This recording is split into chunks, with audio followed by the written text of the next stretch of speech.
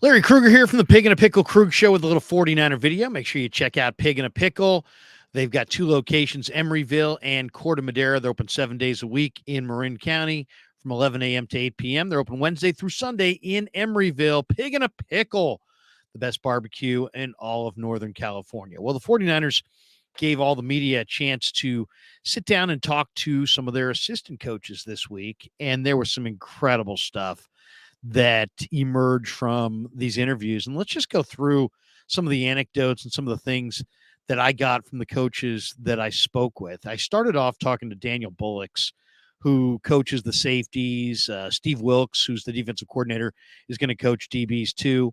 But Bullocks coaches the safeties. And we talked a little bit about Jair Brown. And he talked about how Brown has shown a lot of confidence. And Bullocks likes the fact that, he can pile up turnovers because he attacks the football at his highest point. Bullocks talked about how Brown has great instincts to read the quarterback, and that those instincts enable him to step in front of passes and make interceptions. He also talked about how he really liked the physicality that Jair Brown brings to the table. Then we talked a little bit about Isaiah Oliver as well, and what he loves about Oliver is the versatility. He can play outside, he can play inside, he's physical against the run. According to Bullocks, Oliver's really good at setting the edge. He also talked to me a little bit about how, the Niners coaches and scouts all have a role in the evaluation of the college draft prospects every year. And so he had a role in that. Talked a little bit about the new defensive coordinator, Steve Wilkes, and he really loves the fact that Wilkes is an experienced guy with the defensive backs. He played defensive back at Appalachian State, called Wilkes a great teacher. And then we kind of finished up our conversation talking about Darrell Luter and Avery Young. And when he got to Luter, Bullock said that, he can play, press man up on the line of scrimmage, but that it's more difficult to play off coverage. And sometimes it can be more difficult, believe it or not, to play zone coverage. And that's Luter's challenge, is to learn how to play off and learn how to play zone, and that you need your eyes. You need your eyes, and you got to use your eyes as a tool to play effectively in zone coverage or in off coverage. And then we finished up our conversation talking a little bit about Avery Young, the rookie out of Rutgers. And, it's funny. He said, another thing I love about Avery Young is that he's versatile. He's got experience playing corner. He's played safety. He's very physical.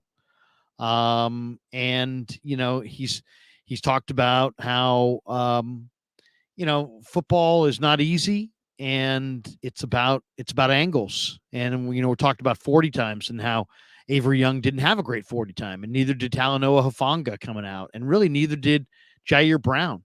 But he said it's really, when you're playing safety, especially, it's more about the angles. It's not necessarily about your 40 time. It's about how well do you know the game and how well do you play those angles. So I thought that was really interesting conversation with Coach Bullocks. And then the second conversation was with Johnny Holland, the veteran linebacker coach who played college ball at A&M. And we just talked a lot about, what they like in linebackers. And Johnny wants the Niner linebackers to be aggressive at the line of scrimmage. And he talks about how they've built a culture, and he likes his guys to play fast and physical. He also hailed Steve Wilkes as very detailed, very organized, said that Wilkes is really, a fantastic addition to their staff, that he's come in and really improved things right away. And when he was talking about players, Johnny said, "Hey, man, I love guys who play with energy." And cited his group of linebackers as a very hardworking group of linebackers. Then we talked a little bit about how the trends in the league have changed over really recent years. I mean, not even in the last, 20, 25 years. We're talking about in the last, 5 to 10 years. And he mentioned how, man, the emphasis on speed in the last 5 years is significant because it's become a passing league. And he says, we want athletic linebackers. And so oftentimes they're not worried about size. They're getting converted safeties and corners and utilizing them as linebackers. And we just kind of talked about how the sport has changed. And then we talked a little bit about Marcelino McCrary Ball, and he says McCrary Ball has been like a sponge. Says he's a hard worker. Says here's a guy who played nickel in college, and for the 49ers, Johnny thinks that that Marcelino's going to play some Mike linebacker. He's going to play some middle backer. So that was interesting to hear. And but he just cited how what a hard worker and what a great learner Marcelino McCrary Ball has been, and then talked a little bit about his young guys. And the Niners have two really attractive young linebackers. One is D. Winters, who ran 4.49, and Johnny talked about, man, Winters is fast and he's instinctive and he plays fast. And then when he talked about Jalen Graham, the 7th round pick, he actually said, he kind of reminds me a little bit of a Fred Warner type, which is really, really high praise for anybody to, compare anybody to a Fred Warner is incredible. And when you're talking about a 7th round pick, but it was an interesting conversation. We went back and talked a little bit more about Winters.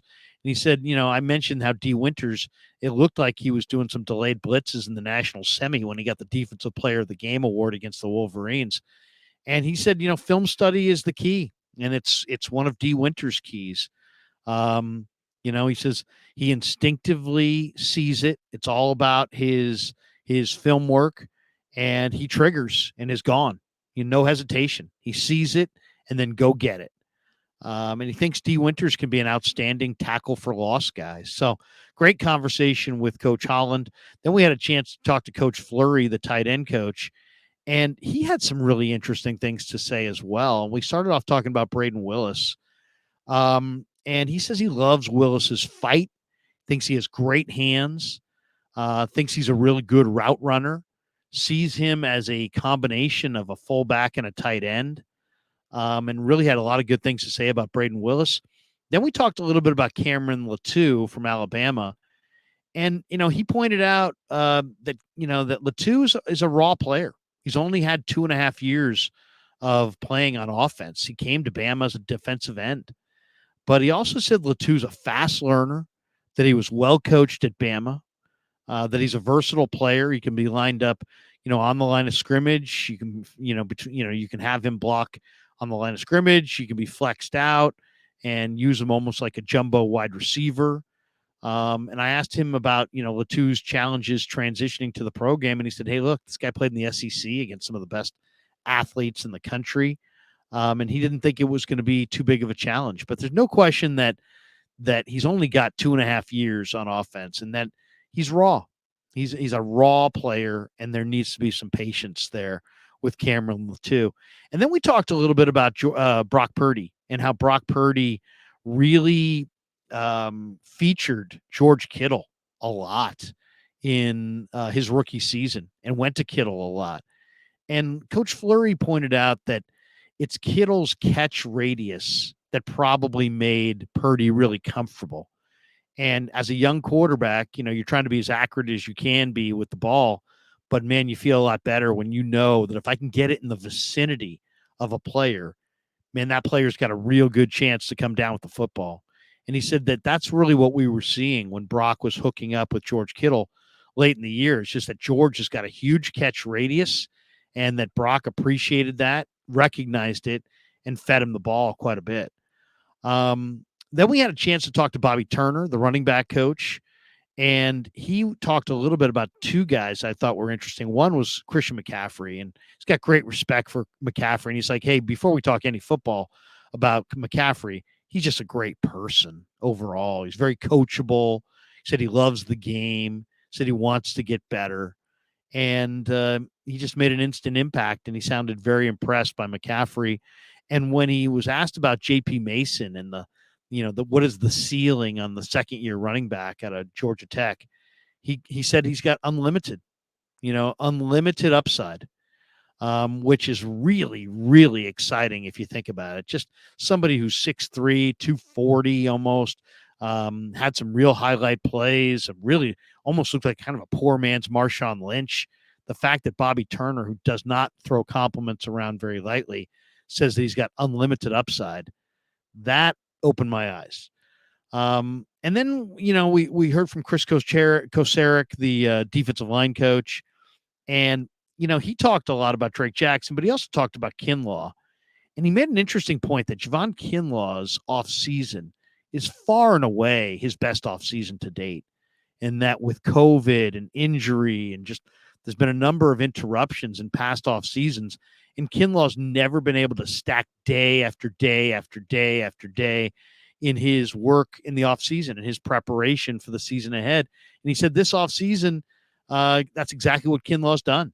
That he's stacking days and getting better, and it really bodes well for what may be ahead this year for Javon Kinlaw. And imagine how good the Niners could be if Javon Kinlaw starts to realize some of his potential.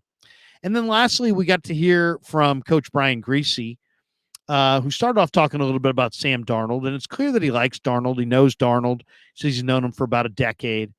And, he seems to be very encouraged by the marriage of Darnold and the 49ers and what Darnold potentially can do in this offense with the surrounding cast, with these coaches, with Kyle as the play caller. And there's a lot of enthusiasm for Darnold to kind of find himself here in San Francisco.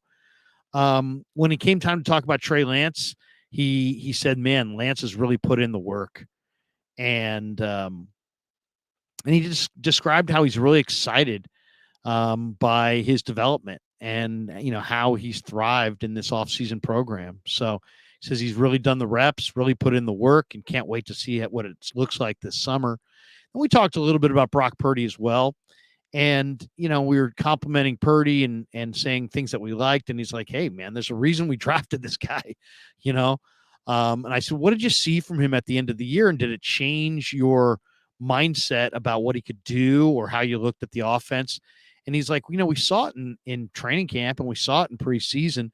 But what was clear at the end of the year is that the lights were not too bright for Brock Purdy. And there's a lot of rookies that step in, and there's just so many factors, and then your head's spinning, and it's just like it's hard to really play good football sometimes just because of those factors, right?" And according to Griese, Purdy was not overwhelmed in any way by the moment. The lights weren't too bright, and he was able to kind of just play the way he plays. And then he went on to say that he felt like he can be so much better, that he can get a whole lot better in year two. And then when he was asked to kind of expand on what he's really looking for from any of his quarterbacks, whether it be Sam or Trey, Brock or Brandon Allen, he said, "Can they deliver the ball accurately and on time within the structure of the play?" And that's really it at the end of the day. You can analyze arm slots. You can talk about footwork. You can talk about mechanics. Everybody's going to do it a little bit differently, right? They don't all have the same mechanics. They don't all have the same delivery. They don't all have the same release. They don't all have the same lower body mechanics. At the end of the day, it matters, but it doesn't. What really matters is, can you deliver the ball with accuracy and be on time within the structure of a given play? And he felt like Brock did that and did that consistently well. And then at the end, I had to ask him, and I felt kind of silly asking him because they drafted him. The Niners, it's not like the Niners don't believe in Brock Purdy. The Niners do believe in Brock Purdy. They drafted him. So it was maybe a little bit off-putting question because I asked him about the debate about Brock's arm strength. And I said to him, I said, there's requisite arm strength and there's, slightly below requisite arm strength. And tried to get a feel for what he thought of Brock's arm strength on the whole scale of strong arms. And he said, of course, Brock has requisite arm strength. And when I asked him about the kind of the ongoing debate about it, to me, he's like, I'm not aware of that debate. I don't subscribe to that debate. And to me, it was never a question of whether Brock Purdy had enough arm strength.